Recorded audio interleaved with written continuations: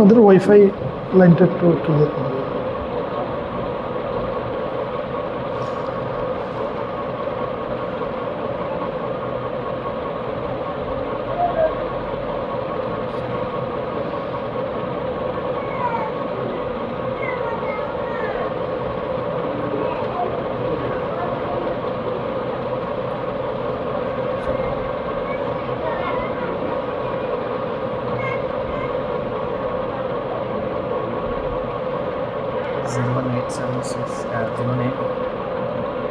Zero 79 79 65 65 60 60 95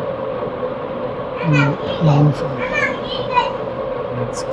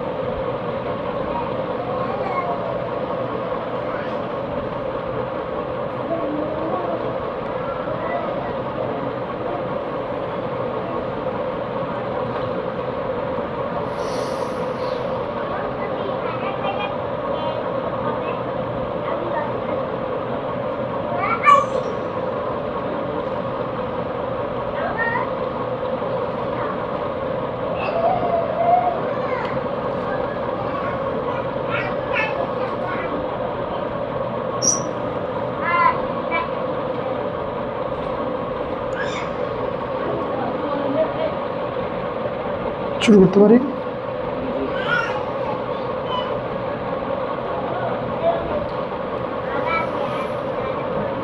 আসসালামু আলাইকুম ওয়া রাহমাতুল্লাহি ওয়া বারাকাতুহু। আলহামদুলিল্লাহ والصلاة والسلام على رسول الله. الحمد لله نحمده ونستعينه ونستغفره ونؤمن به ونتوكل عليه ونعوذ بالله من شرور أنفسنا ومن سيئات أعمالنا. من يهده الله فلا مضل له ومن يضلل فلا هادي له. ونشهد أن لا إله إلا الله ونشهد أن محمدا عبده ورسوله.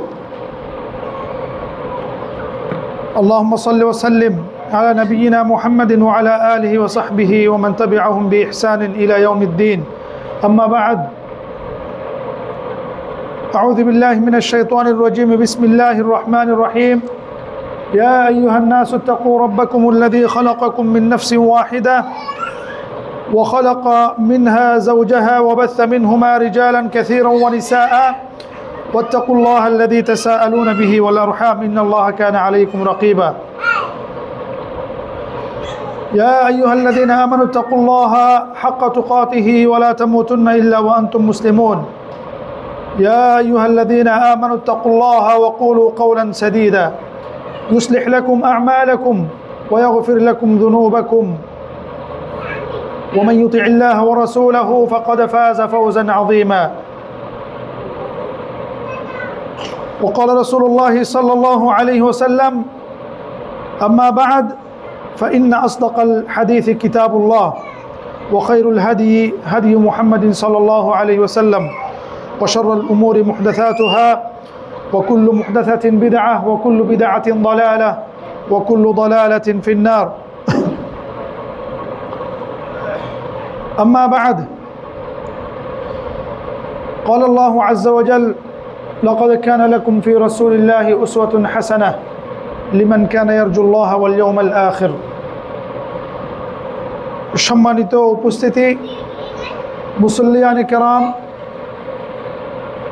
সর্বপ্রথম আল্লাহ সুবহানাহু ওয়া তাআলার শুকরিয়া জ্ঞাপন করছি, যিনি আমাকে এবং আপনাদেরকে সালাতুল জুমা আদায় করার জন্য মসজিদে আসার তৌফিক দান করেছেন। সবাই বলে আলহামদুলিল্লাহ। সম্মানিত উপস্থিতি, বান্দার কোনো ভালো কাজ আল্লাহর তৌফিক ছাড়া সম্পাদন হয় না। এই জন্য আমাদের সব সময় সমস্ত ভালো কাজের পিছনে আল্লাহর শুকরিয়া জ্ঞাপন করা উচিত, যে আল্লাহ সুবহানাহু ওয়া তাআলা আমাদেরকে দয়ার পরশে তৌফিক দিয়েছেন, যার জন্য আমরা উক্ত ভালো কাজ করতে পেরেছি। সম্মানিত উপস্থিতি, আল্লাহ সুবহানাহু ওয়া তাআলা বলেছেন লাকাদ কানা লাকুম ফি রাসূলিল্লাহি উসওয়াতুন হাসানা। হে মুসলমান সকল, আপনাদের জন্য রয়েছে রাসূলুল্লাহ সাল্লাল্লাহু আলাইহি ওয়াসাল্লামের মধ্যে উত্তম নমুনা। আমরা যদি দুনিয়া ও আখিরাতে সফলতার জন্য সর্বক্ষেত্রে কোনো একজন গাইডলাইনকে অনুসরণ করতে চাই, তাহলে আমাদের জন্য একমাত্র এক এবং অদ্বিতীয় গাইডলাইন হচ্ছে মুহাম্মদুর রাসূলুল্লাহ সাল্লাল্লাহু আলাইহি ওয়াসাল্লাম।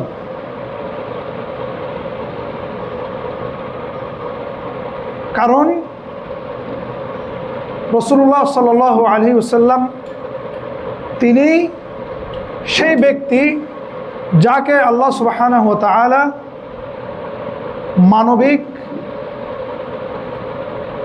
পূর্ণতা দিয়েছেন এবং ঐশ্বরিক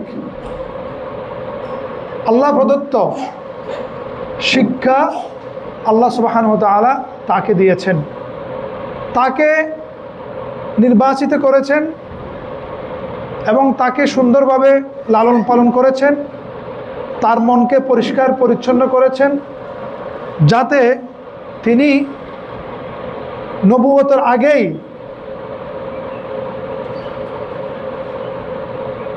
তিনি সমাজে একজন ভালো মানুষ, একজন সত্যবাদী মানুষ হিসেবে তার উপাধি দেওয়া হয়েছিল। তারপর যখন নবুয়ত আসলো, আল্লাহ সুবহানাহু ওয়া তাআলা তাকে সমস্ত মানুষের জন্য অনুসরণীয় অনুকরণীয় ব্যক্তিত্ব, আখলাক, চরিত্র দিয়ে তাকে গঠন করেছিলেন, বড় করেছিলেন, যাতে কেউ কোনো খুঁত ধরতে না পারে। এবং এমনভাবে তাকে তৈরি করা হয়েছিল, এমনভাবে আল্লাহ সুবহানাহু ওয়া তাআলা তাকে শিক্ষা দিয়েছিলেন, যাতে কোনো মানব তার সমকক্ষ হতে না পারে। তিনি রাসূলুল্লাহ সাল্লাল্লাহু আলাইহি ওয়াসাল্লাম সর্বকালের শ্রেষ্ঠ মানব। আদম আলাইহিস সালামের যে সমস্ত বংশধর আজ পর্যন্ত এবং কিয়ামত পর্যন্ত বংশ বিস্তার করে যাচ্ছে এবং করবে এবং করেছিলেন, যারা বিগত হয়ে গেছেন, যারা বর্তমান জীবিত আছেন, যারা কিয়ামত অবধি জীবিত থাকবেন, তাদের মধ্যে সর্বশ্রেষ্ঠ ভালো অনুসরণীয় গুণসম্পন্ন ব্যক্তিত্ব হলেন মুহাম্মদ রাসূলুল্লাহ সাল্লাল্লাহু আলাইহি ওয়াসাল্লাম। আল্লাহ সুবহানাহু ওয়া তাআলা তাকে শিক্ষা দিয়ে পরে সার্টিফিকেট দিয়েছেন। একাডেমিক শিক্ষা দেওয়ার পরে সার্টিফিকেট আল্লাহ সুবহানাহু ওয়া তাআলা দিয়েছেন, বলেছেন ওয়া ইন্নাকা লাআলা খুলুকিন আযীম। হে মুহাম্মদ সাল্লাল্লাহু আলাইহি ওয়াসাল্লাম, নিঃসন্দেহে আপনি ভালো চরিত্রের অধিকারী, মহান চরিত্র আপনার মধ্যে বিদ্যমান। শুধু তাই নয়, তিনি যে আরেকজনের জন্য অনুসরণীয় হতে পারবেন সেই বিষয়ে আল্লাহ সুবহানাহু ওয়া তাআলা সার্টিফাই করেছেন, ঘোষণা দিয়েছেন। উনি শুধু ভালো না, অন্যদের জন্য, সমাজের জন্য, মানবতার জন্য তিনি অনুসরণীয় ব্যক্তিত্ব, সেটিও আল্লাহ সুবহানাহু ওয়া তাআলা বলে দিয়েছেন যে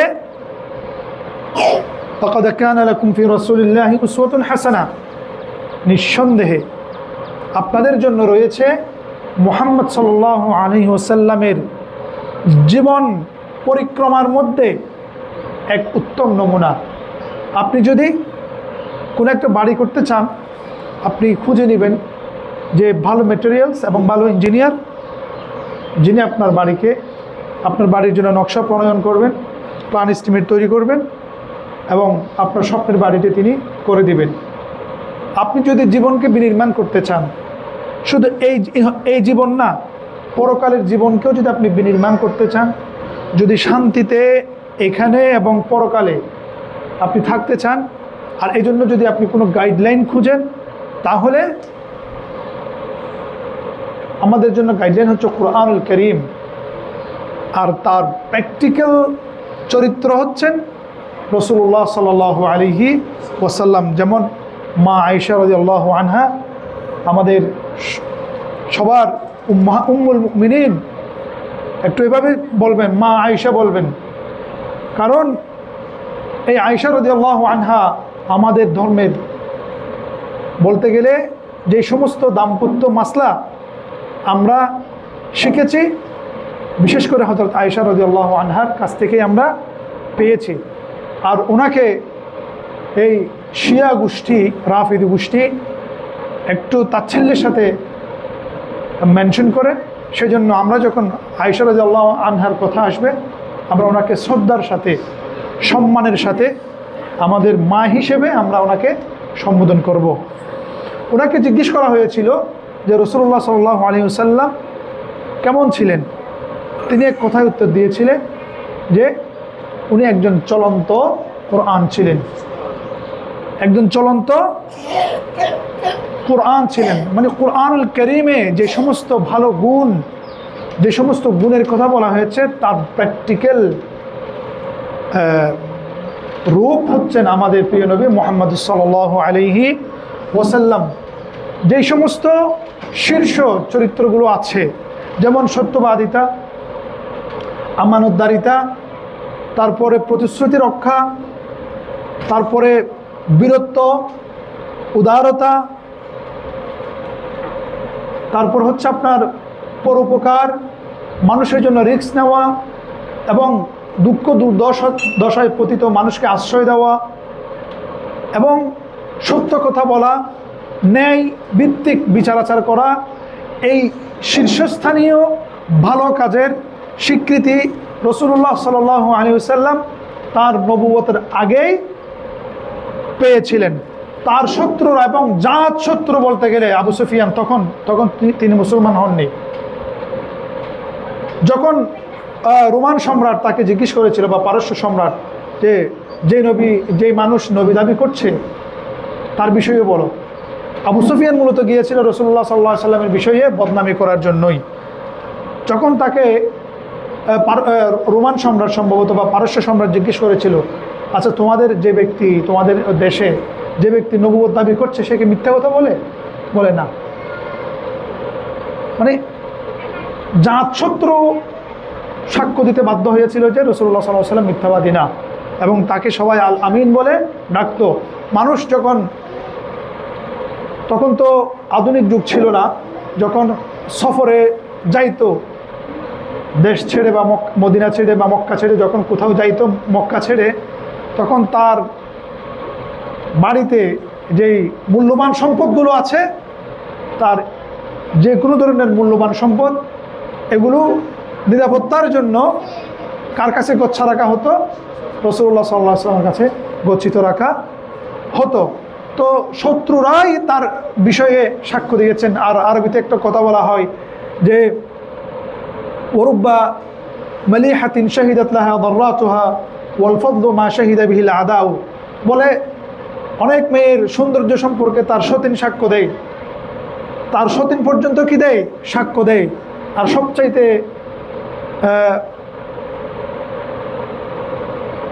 উত্তম গুণ হচ্ছে যার ব্যাপারে শত্রুরাও কি করে? একমত পোষণ করে।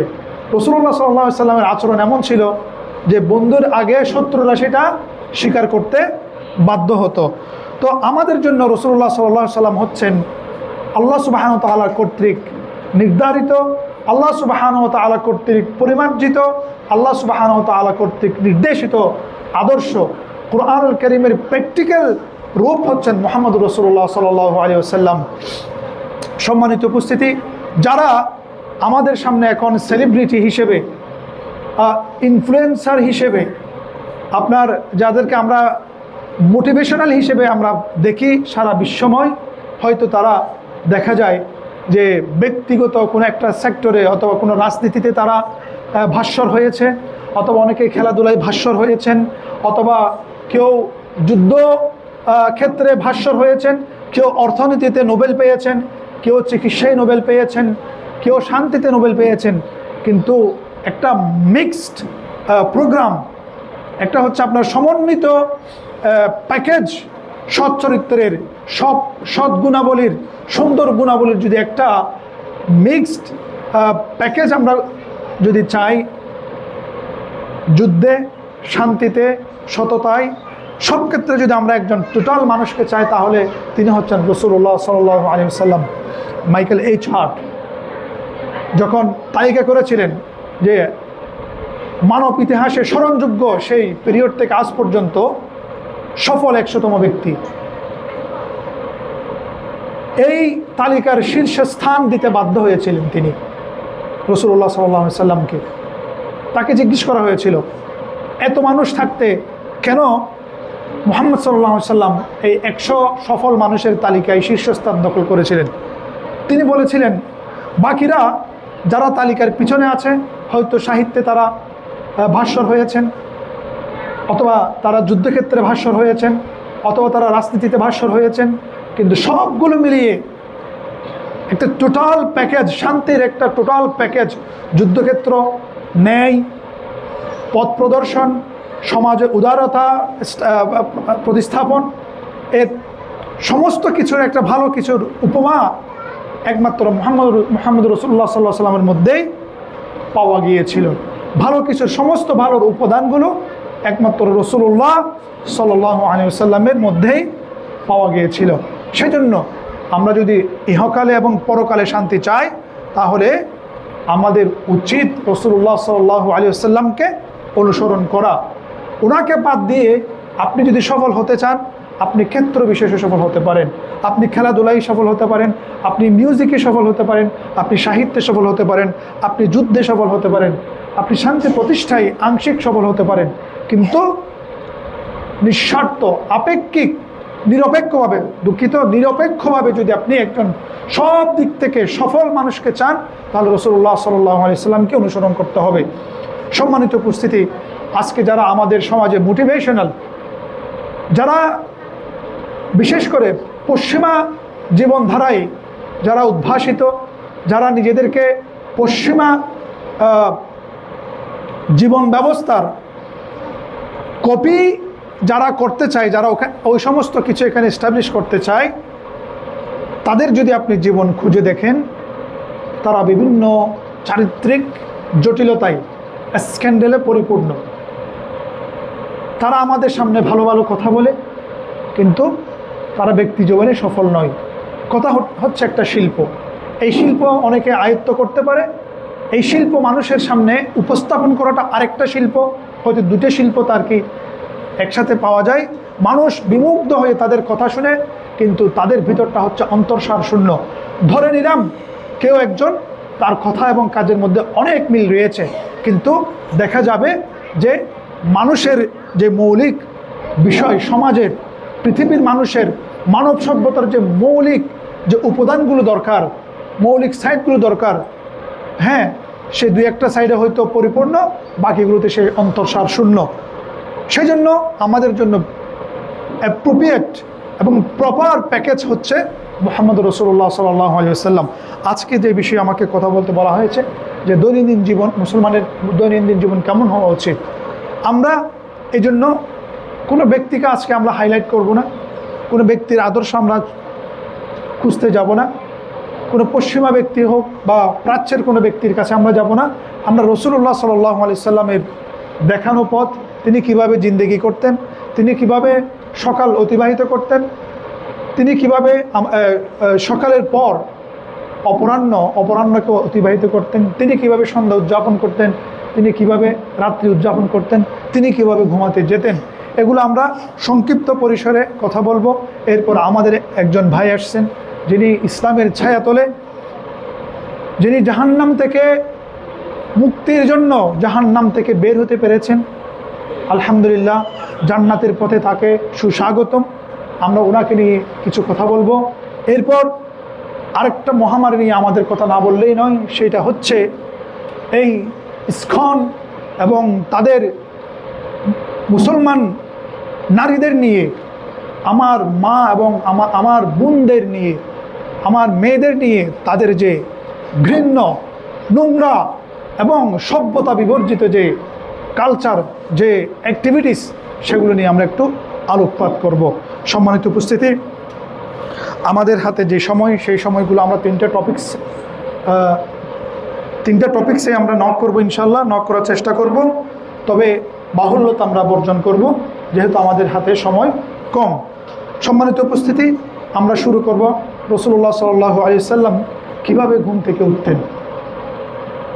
তিনি ফজরের আগে তাহাজ্জুদ পড়ার থাকলে তাহাজ্জুদ পড়তেন। তিনি সালাতের জন্য খুব আর্লি, মানে সূর্য ফজরের তুলুল ফজর, প্রথম আলো, ওই আলো প্রথম আলো না, প্রথম আলো হচ্ছে মিথ্যে। দুটো আলো থাকে, একটা হচ্ছে সুবহ সাদিক, একটা হচ্ছে সুবহে কাযিব। তো সুবহে সাদিক হচ্ছে যেটা দ্বিতীয় আলো। প্রথম আলোটা উঠে আবার কি হয়ে যায়, অন্ধকারে গুলিয়ে যায়। তার মানে দুইবার কি হয়, আপনারা যদি স্পষ্ট সকালে আপনারা যদি দেখেন যে সূর্যোদয়ের আগে বা ফজরের আগে, সুবহে সাদিকের আগে আরেকটা আলো আকাশে দেখা যায়, এটা হচ্ছে মিথ্যা আলো, এটাকে বলা হয় প্রথম আলো। কেমন জানি ওই মিথ্যা আলোর সাথে আমাদের প্রথম আলোর একটা বড় কি আছে, মিল আছে, যেটা উদ্ভাসিত হয় কিন্তু এটা কি আবার হারিয়ে যায়। এই প্রথম আলো ওখান থেকে মনে হয় এই নামটা নিয়েছে, এবং না নিলেও আমাদের এটা একটা পেস্ট করে দেওয়া দরকার এই প্রথম আলোর উপরে।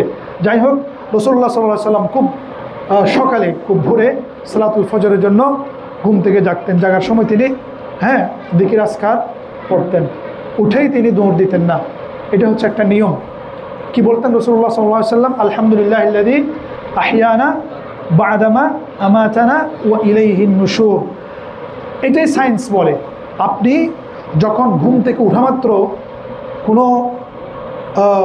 কোনো দিকে দৌড়াবেন, আপনার শরীরের যে এনজাইমগুলো আছে, যে রক্ত সঞ্চালন প্রক্রিয়া আছে, সেটা আপনার এই অর্ডারটা বুঝতে পারেন আপনি কী চাচ্ছেন, তখন তার মধ্যে একটা তালগোল পাকিয়ে যায়। আপনি যদি ঘুম থেকে উঠেই মস্তিষ্ককে আপনি 100% গিয়ারে নিয়ে যান, এখানে একটা আপনার এক ধরনের ভারসাম্যহীনতা তৈরি হয়। সেজন্য রাসূলুল্লাহ সাল্লাল্লাহু আলাইহি ওয়াসাল্লাম স্থিতিশীল অবস্থায় আগে ঘুম থেকে উঠে তিনি পড়তেন কি, আলহামদুলিল্লাহিল্লাযী আহইয়ানা, সেই সত্তার প্রশংসা, সেই রবের প্রশংসা যিনি আমাদেরকে জীবিত করেছেন মৃত্যুর পর। কারণ ঘুম এক ধরনের মৃত্যু, সেই মৃত্যু থেকে আমাদেরকে জীবিত করেছেন। দিনের শুরু কি দিয়ে? শুকরিয়া জ্ঞাপন করে, আলহামদুলিল্লাহ আল্লাযী আহইয়ানা বা'দা মা আমাতানা, তিনি আমাদেরকে মৃত্যু দেওয়ার পর আবার জীবিত করেছেন। এটা একটা ট্রায়াল। আপনার ঘুম থেকে যখন আপনি ঘুমান, আপনি আপনার সাথে থাকেন না, আপনি আপনার উপর কন্ট্রোল রাখতে পারেন না। এই যে প্রত্যেক দিন আপনি ঘুমান, এটা একটা ট্রায়াল যে আল্লাহ সুবহানাহু ওয়া তাআলা আপনাকে মৃত্যু দিতে পারেন এবং জীবিত করতে পারেন। এইটা মানুষকে আল্লাহ সুবহানাহু ওয়া তাআলা দিন একবার, মিনিমাম 2 বার 3 বার পর্যন্ত দেয়, যাতে মানুষ অভ্যস্ত হয়, মানুষের মধ্যে এই ধারণা বদ্ধমূল হয় যে এই ছোট মৃত্যু, ছোট অপারেশনে যিনি সাকসেস, তিনি বড় অপারেশনেও কি হবেন, সক্ষম হবেন, সাকসেস হবেন। এই শিক্ষাটা ঘুম কেন এত অপরিহার্য মানুষের জন্য, যাতে মানুষ এটা শিখে যে এই ছোট, এই কিয়ামত, ছোট উত্থান, পতন এবং উত্থান যিনি সফলভাবে করান, তিনি চূড়ান্ত মৃত্যু এবং চূড়ান্ত উত্থান তিনি করাতে সক্ষম। তো আল্লাহ সুবহানাহু ওয়া তাআলা আমাদেরকে যে একটা শিক্ষা দিয়েছেন, সাথে আমাদের শরীরে যে একটা আরাম দিয়েছেন, স্বস্তি দিয়েছেন, সেই জন্য সর্বপ্রথম আপনি ঘুম থেকে উঠে আলহামদুলিল্লাহ বলবেন। আল্লাযী আহইয়ানা বা'দা মা আমাতানা ওয়া ইলাইহিন নুশুর। দেখেন রাসূল সাল্লাল্লাহু আলাইহি সাল্লামকে বলা হয় অল্প কথায় অনেক অর্থ তিনি নিতে পারতেন, অনেক কথা তিনি অল্প কথায় ব্যক্ত করতে পারতেন। কিভাবে? আলহামদুলিল্লাহিল্লাযী আহইয়ানা, সেই সত্তার প্রশংসা যিনি আমাদেরকে জীবনদান করেছেন মৃত্যুর পরে, ওয়া ইলাইহিন নুশুর, এভাবেই আমরা তার কাছে কি ফিরে যাব, এইভাবেই, যেভাবে কি তিনি আমাদেরকে একটা ট্রায়াল দিয়েছেন, ওইভাবেই আমরা তার কাছে কি ফিরে যাব। এই যে কথা, আমি এটাকে 10 মিনিটের মতো করে বললাম বা 5 মিনিট বললাম, রাসূলুল্লাহ সাল্লাল্লাহু আলাইহি ওয়াসাল্লাম এটা বলেছেন কিভাবে, এক বাক্যে, মানে এক লাইনে, আলহামদুলিল্লাহিল্লাযী আহইয়ানা, সেই সত্তার প্রশংসা, সেই আল্লাহর প্রশংসা যিনি আমাদেরকে মৃত্যু দিয়েছেন, মৃত্যুর পরে জীবন দিয়েছেন, এবং আমরা তার কাছেই কি চূড়ান্তভাবে, চূড়ান্ত মৃত্যুর দিকে আমরা ফিরে যাব এবং তার কাছে আমরা চূড়ান্তভাবে উত্থাপিত হব। এরপর রাসূলুল্লাহ সাল্লাল্লাহু আলাইহি ওয়াসাল্লাম কী করতেন?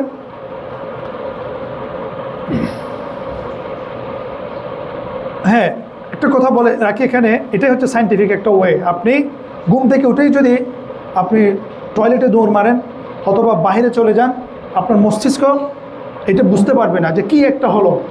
আপনার ঘরে যদি হঠাৎ করে বাঘ ঢুকে যায়, একটা সাপ ঢুকে যায়, তখন আপনার হিতাহিত শূন্য হয়ে যান। তখন আপনি যখন ঘুম থেকে উঠেই বিভিন্ন কাজে ব্যস্ত হয়ে যাবেন, হ্যাঁ, তখন আপনার যে রক্তগুলো এতক্ষণ থেমে ছিল, একটা নির্দিষ্ট প্রক্রিয়া ছিল, আপনার যে ভিতরে এনজাইমগুলো রক্তের চলাচলের সাথে যে একটা সক্ষতা 5 ঘন্টা 6 ঘন্টা ব্যাপী তৈরি করেছে, এটা ওই বাড়িতে সাপ ঢুকলে যেমন আপনি অস্থির হয়ে যান, আপনি যদি উঠেই দৌড় মারেন, কোনো একটা কাজে এঙ্গেজ হয়ে যান, উঠেই যদি ফোন ধরেন, আপনি ভুল করবেন, আপনার শরীরে এটা ডিসএফেক্ট পড়বে, আপনার খারাপ এফেক্ট পড়বে, ব্যাড ইম্প্যাক্ট পড়তে পারে। সেই জন্য আপনাকে আগে উঠে বসবেন। আমরা উঠেই আগে কি করি, মোবাইল খুঁজি। মোবাইল আপনি খুঁজবেন না, আগে আপনি জিকির আজকার করেন, তারপর আপনি মোবাইল নিয়েন। কারণ মোবাইল, এই যে বললাম আপনার ব্রেন এতক্ষণে স্টোরে ছিল, রেস্টে ছিল, তো মোবাইল খোলা মাত্র দেখা যাচ্ছে হয়তো কোনো রাহাজানির খবর, হয়তো কোনো যুদ্ধের খবর, হয়তো কোনো দলের বিপর্যয়ের খবর।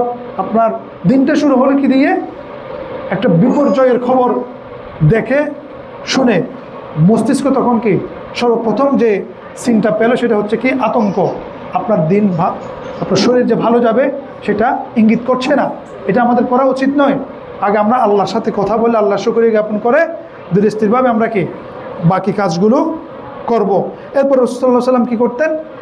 পরিষ্কার পরিচ্ছন্নতা, বিশেষ করে মুখ যখন সারাদিন বিভিন্ন কথাবার্তার মাধ্যমে, বিভিন্ন কিছু আহারের মাধ্যমে অ্যাক্টিভ থাকে, তখন সেখানে আপনার ময়লা, বিভিন্ন জীবাণু কম থাকে।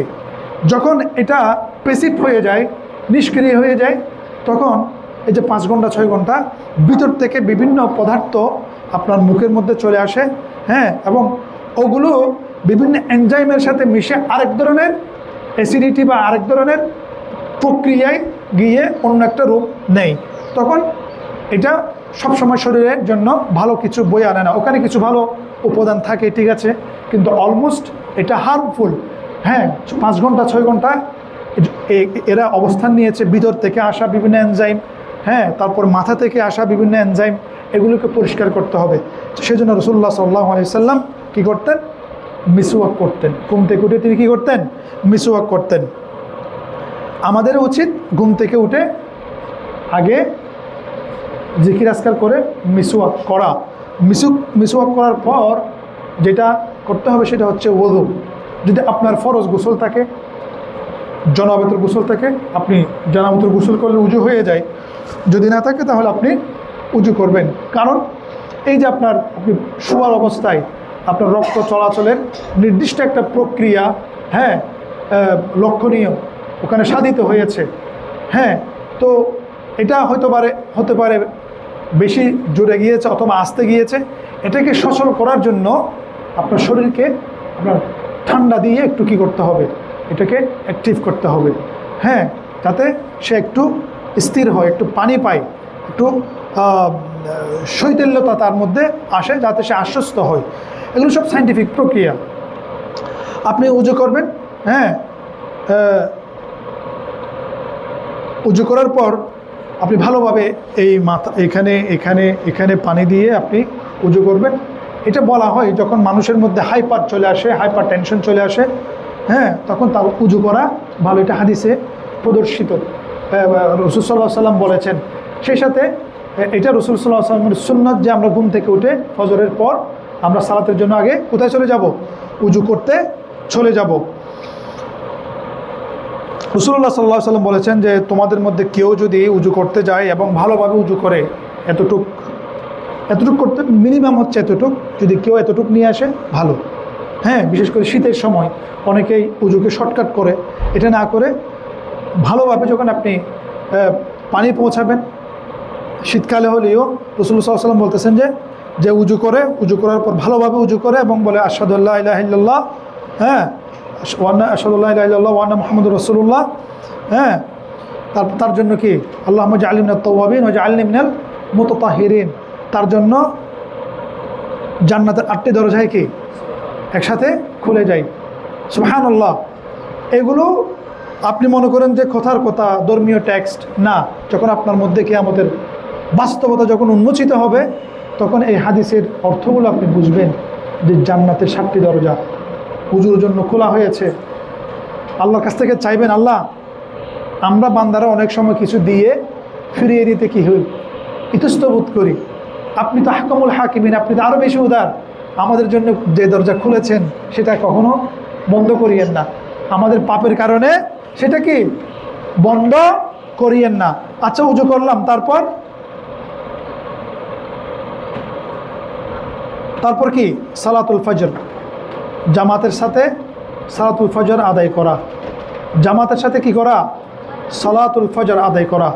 সম্মানিত উপস্থিতি, এই সালাতুল ফজর এটা একটা এখন সংকটাপন্ন অবস্থায় আছে। আমাদের পারফরমেন্স সালাতুল ফজরের সাথে, হ্যাঁ, একদম বলতে গেলে এখানে সুগাঁথা কবিতা লেখা দরকার। যে মসজিদ এখন কান্না করে আমাদের খোঁজে। ফজরের সময় মসজিদ কান্না করে আমাদের জন্য। আপনি জানেন মসজিদ কান্না করে, এটা সত্য কি মিথ্যা? মসজিদ কান্না করে। কোনো মুসল্লি যখন মারা যায় অথবা অনুপস্থিত হয়, মসজিদ কিন্তু তার জন্য কান্না করে। হ্যাঁ, কোনো মুসলমান যখন দুনিয়া থেকে চলে যায়, আকাশ বাতাস তিনি যেখানে থাকতেন, যে পথে যাতায়াত করতেন, তারা কান্না করে। এটা কোরআনের কথা। ফামা বাকাত আলাইহিমুস সামাউ ওয়াল আরদ, আসমান জমিন ফেরাউনের বংশধরের জন্য, ফেরাউনের জন্য কান্না করে নাই। এটা উল্টা করেন আপনি, মুসলমানের জন্য তারা কি করে? কান্না করে। যে জমিনের উপর আপনি একবার তাসবিহ পড়েছেন, এই জমিনে আমরা সালাত আদায় করছি, কথা বলছি, এটা আমাদের জন্য কান্না করবে।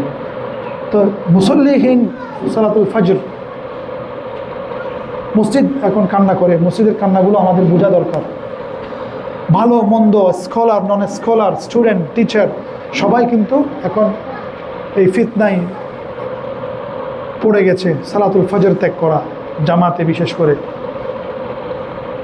এটি অনেক কারণ আছে। আমি শুধু একটা কথা বলবো, এই মহামারী থেকে যদি আমাদের উত্তরণ হতে হয়, তাহলে আর্লি ঘুমানোর কোনো বিকল্প নেই। রাসূলুল্লাহ সাল্লাল্লাহু আলাইহি ওয়াসাল্লাম যেখানে পড়াশোনাও স্টপ করে দিতেন, মানুষকে শিক্ষাদান পর্যন্ত কি বন্ধ করে দিতেন, এশার পরে আমরা সেখানে আজকে 1টা 2টা না হলে আমাদের ঘুমই হয় না। এই ডিভাইস, এই রিলস, এই ভিডিওস, এখান থেকে আমরা 1টা 2টা পর্যন্ত জেগে যে কল্যাণগুলো আমরা সাধিত করি, ইনকাম করি, এগুলো যদি এক পাল্লায় রাখেন আর ক্ষতিগুলো যদি কি করেন এক পাল্লায় করেন, তাহলে ক্ষতি অনেক বেশি। ওখান থেকে যা কল্যাণ হয় 1টা 2টা পর্যন্ত মোবাইল দেখে যা কিছু আমরা শিখি ভালো, এর ব্যাড ইম্প্যাক্টগুলো যদি আপনি এক জায়গায় করেন, তাহলে দেখা যাচ্ছে খারাপের পাল্লা অনেক বেশি। যেখানে ফজর, সালাতুল ফজর যদি আপনি কোরআন তেলাওয়াত করেন, তেলাওয়াতের কারণে যদি সালাতুল ফজর আদায় অসম্ভব হয়ে যায়, তাহলে কোরআন তেলাওয়াত বন্ধ করে দেওয়া দরকার।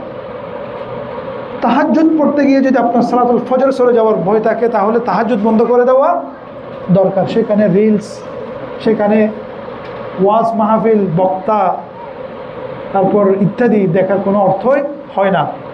এই অপ্রিয় এবং ক্ষতিকর এই হ্যাবিট, এই অভ্যাসে ভালো মন্দ, স্কলার নন স্কলার সবাই পতিত হয়েছে। আল্লাহ জানে কখন আমরা এখান থেকে মুক্তি পাব।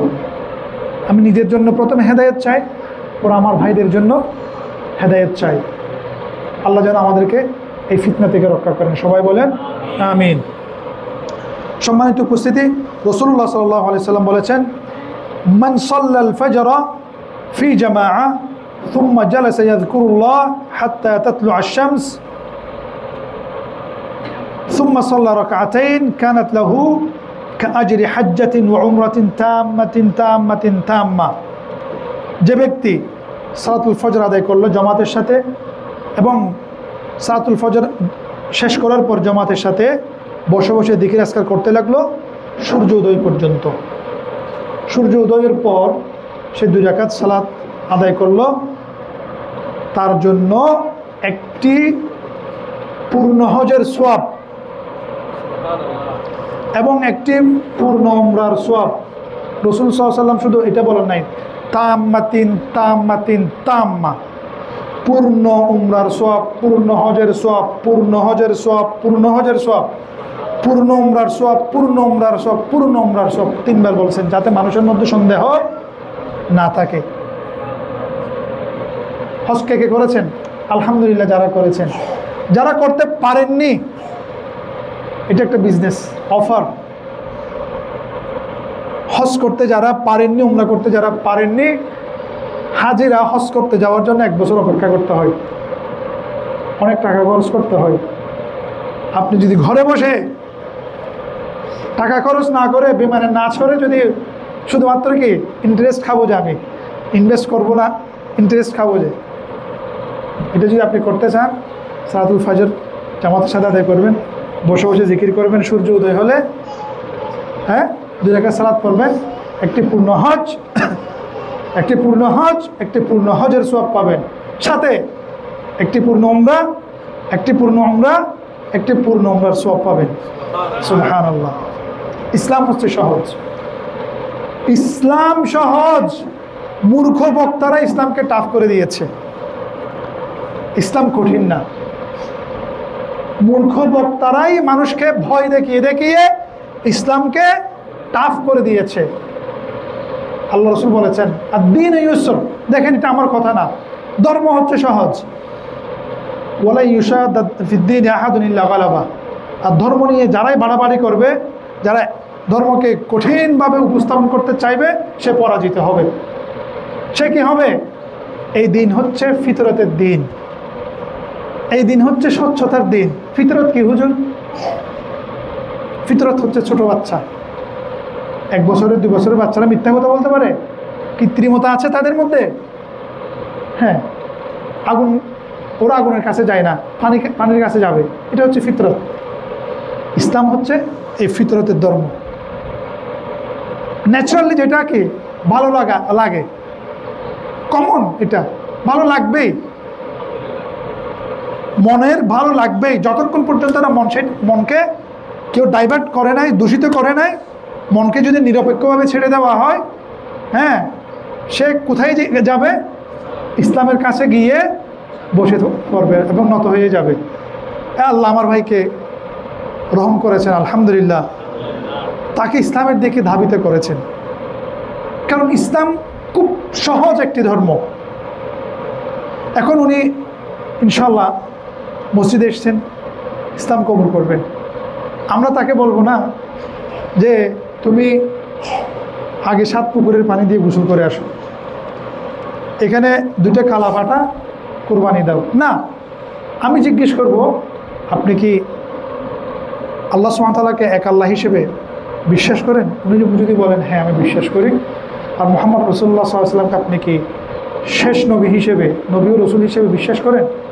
জি বিশ্বাস করি। তাহলে বলেন আমার সাথে লা ইলাহা ইল্লাল্লাহ মুহাম্মাদুর রাসূলুল্লাহ, 1 মিনিটের একটাকে স্বীকারোক্তি, বাস আপনি মুসলমান।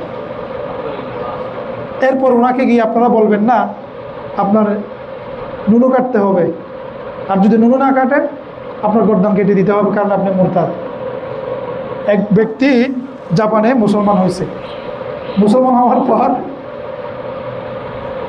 তার কাছে গেছে,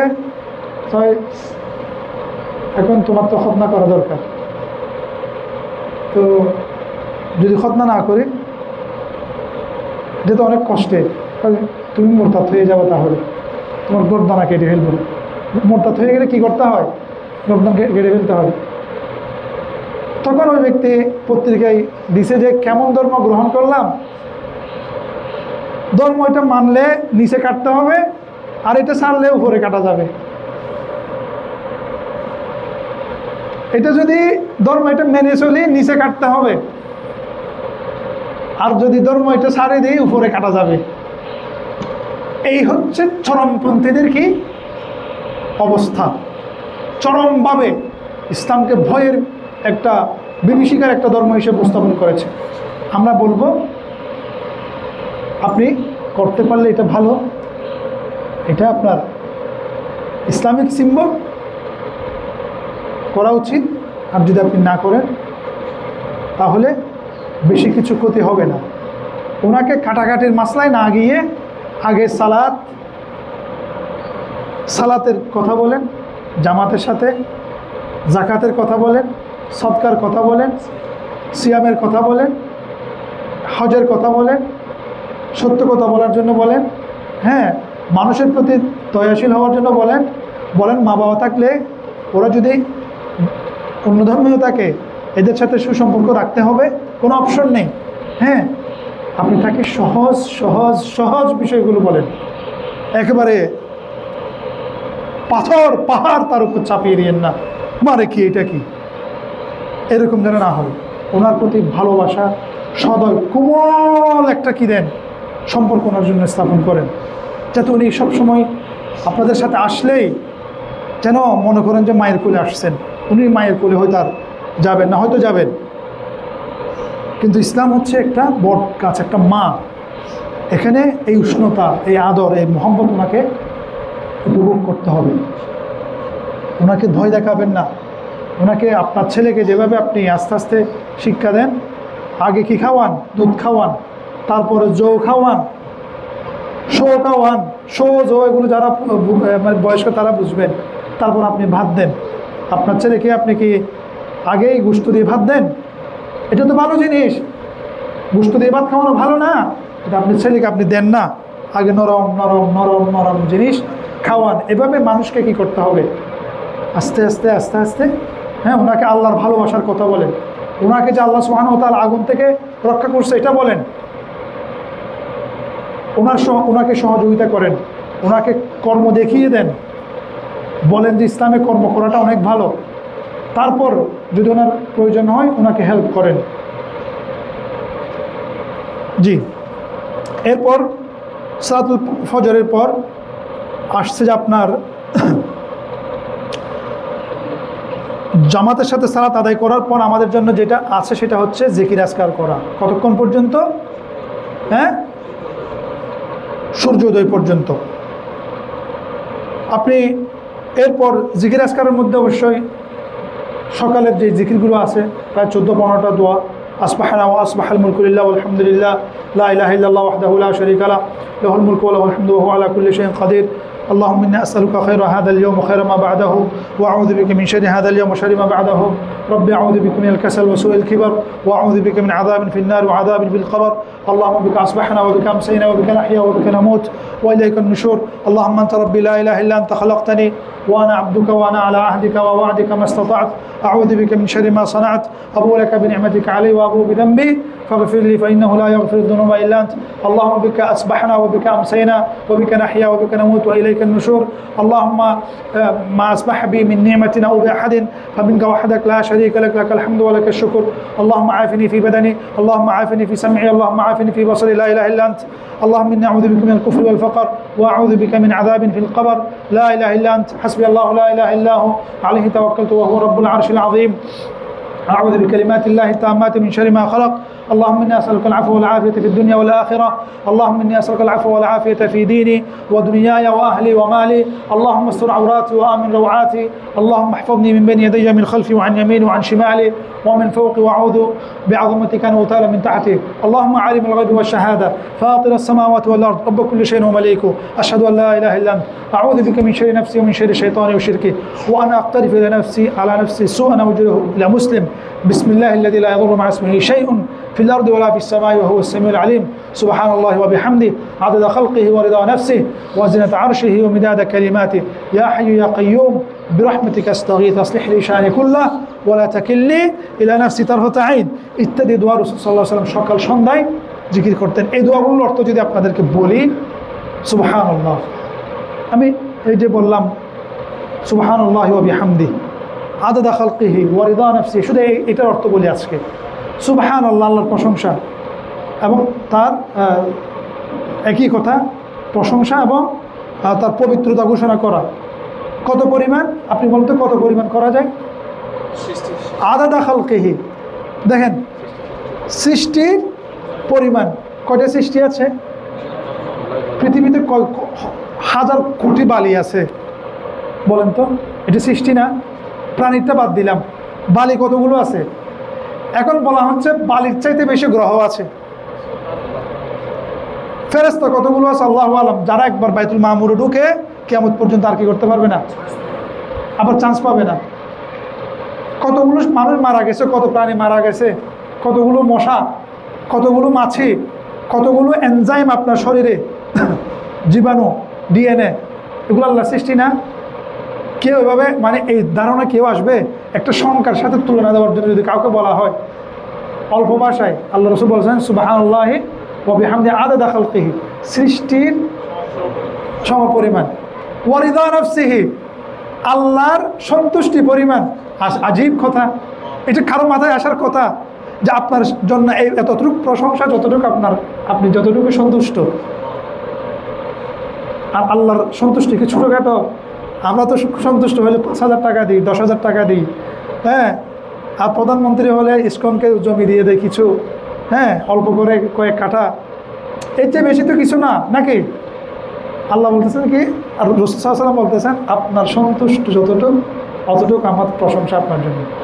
ওয়াজিনাত আরশিহি, আরশের ওজন পরিমাণ।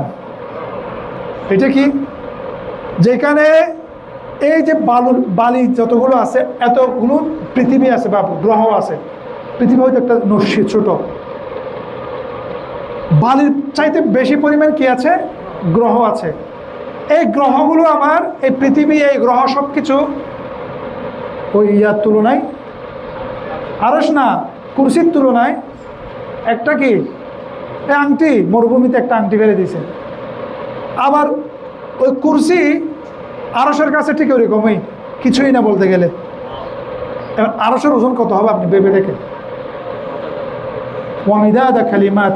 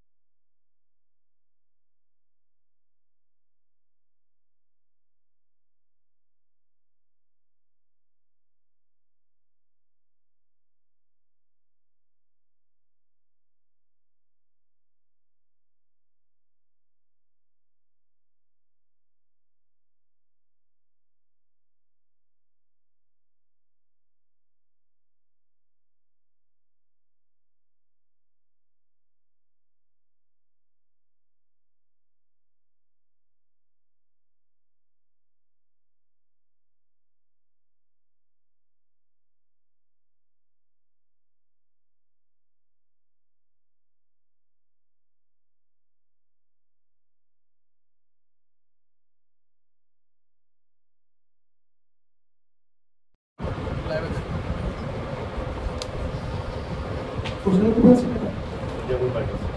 আপনি অভিনয় করবেন ভালো হবে।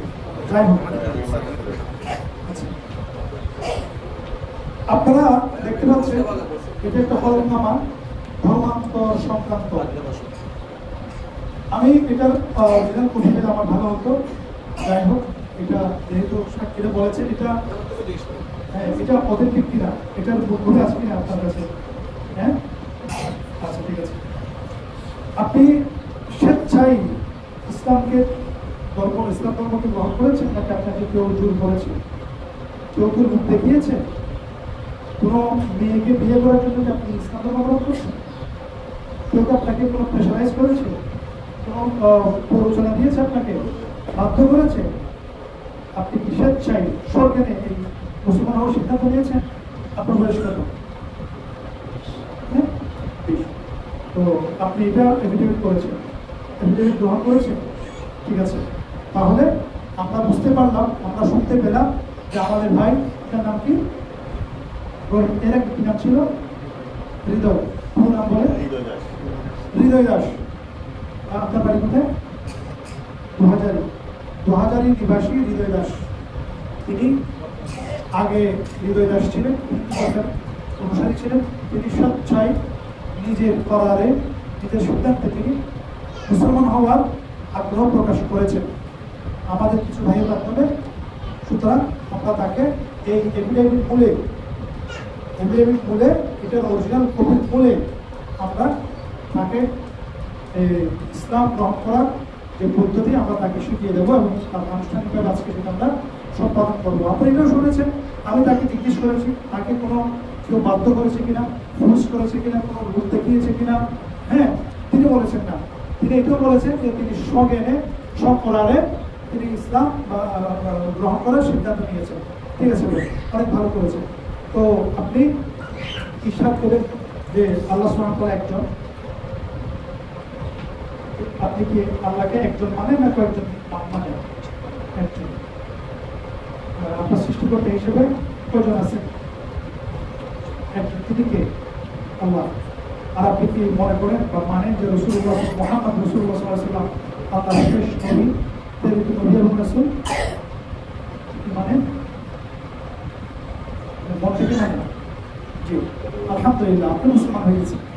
আলহামদুলিল্লাহ, আলহামদুলিল্লাহ, আলহামদুলিল্লাহ, আলহামদুলিল্লাহ, আলহামদুলিল্লাহ। লিল্লাহি তাকবীর, আল্লাহু আকবার, লিল্লাহি তাকবীর, আল্লাহু আকবার। আলহামদুলিল্লাহ। আমরা আমাদের এক ভাইকে আজকে পেলাম। আমাদের 200 কোটি প্লাস মুসলমানের মধ্যে আরেকজন শামিল হলো, যিনি সবেমাত্র জাহান্নাম থেকে মুক্ত করেছেন। আলহামদুলিল্লাহ, আলহামদুলিল্লাহ। হ্যাঁ, দিবেন। তো আল্লাহ ওনাকে মুক্ত করেছেন, সেই জন্য আমরা সবাই খুশি। হ্যাঁ, এই একজন মানুষ মুসলমান হওয়া একটা বিশ্ব আমরা উপহার পেলাম, একটা বিশ্ব সেই মর্যাদা বাড়ি। এখন আমরা লক্ষ্য রাখবো মুসলিম যেন মুসলিম না হোক। হ্যাঁ, বিশেষ করে যারা রিভার্ট হয়েছে তারা যেন আবার কি কনভার্টেড না হয়। এই জন্য আমরা ওনাকে ইসলামের সৌন্দর্যগুলো সহজ ভাষায় আমরা ওনাকে বুঝাবো ইনশাআল্লাহ। তার আগে আমরা আমাদের প্রক্রিয়াটা সম্পন্ন করি। আপনি আমার সাথে যাতে বলবেন যে ইসলামের যে কালিমা, তার মধ্যে আপনি আনুষ্ঠানিকভাবে কি মুসলিম হয়ে যাবেন। আশহাদু আন লা ইলাহা ইল্লাল্লাহ ওয়া আশহাদু আন্না মুহাম্মাদান রাসূলুল্লাহ। আমি সাক্ষ্য দিচ্ছি যে আল্লাহ ছাড়া সত্যিকার অর্থে কোনো মাবুদ নেই এবং মুহাম্মদ হচ্ছেন আল্লাহ সুবহানাহু ওয়া তাআলার বান্দা এবং রাসূল সাল্লাল্লাহু আলাইহি ওয়াসাল্লাম। তাকবীর, আল্লাহু আকবার, তাকবীর, আল্লাহু আকবার, তাকবীর, আল্লাহু আকবার। আলহামদুলিল্লাহ, আলহামদুলিল্লাহ। আপনি বসেন। সম্মানিত উপস্থিতি, কেউ যখন মুসলমান হয় আমাদের ভিতরটা আবেগে উদ্ভাসিত হয়, ফেটে যায়, আবেগের ঢেউ ফেলে। কারণ এই জন্যই না যে আমাদের সংখ্যা বেড়ে গেছে, 200 কোটি প্লাস আছে আলহামদুলিল্লাহ। এই জন্যই যে একটা মানুষ জাহান্নাম থেকে মুক্তি পাইছে, এই জন্য আমাদের খুশিটা।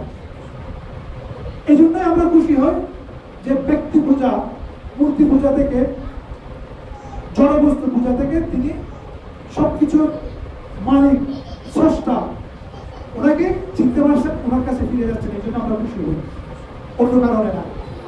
আল্লাহ সুবহানাহু ওয়া তাআলা আমাদের এই ভাইকে এবং আমাদেরকে ইসলামের উপর ইস্তিকামত তথা দৃঢ় রাখো, আমিন। اللهم صل وسلم على نبينا محمد وعلى اله وصحبه اجمعين برحمتك يا ارحم الراحمين. اللهم انصر الاسلام والمسلمين، اللهم اخذل الكفرة والمبتدعة والمشركين. اللهم انك نسالك الجنة وما قرب اليها من قول وعمل، ونعوذ بك من النار وما قرب اليها من قول وعمل. عباد الله رحمكم الله، ان الله يقول بالعدل والاحسان وايتاء ذي القربى وينهى عن الفحشاء والمنكر والبغي يعظكم لعلكم تذكرون.